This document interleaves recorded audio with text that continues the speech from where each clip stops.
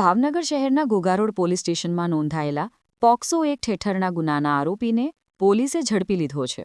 મળતી વિગતો અનુસાર ઘોઘા રોડ પોલીસ મથકમાં રાજુભાઈ ધીરુભાઈ રાઠોડ નામના યુવક વિરુદ્ધ પોક્સો સહિતની કલમો હેઠળ ગુનો નોંધવામાં આવ્યો હતો. આ ગુનામાં સંડોવાયેલા આરોપીને પોલીસે સફળતાપૂર્વક ઝડપી લીધો હતો. આરોપીને ઝડપી લીધા બાદ આજે તેને કોર્ટમાં રજૂ કરીને કાયદેસરની વધુ કાર્યવાહી હાથ ધરવામાં આવી છે.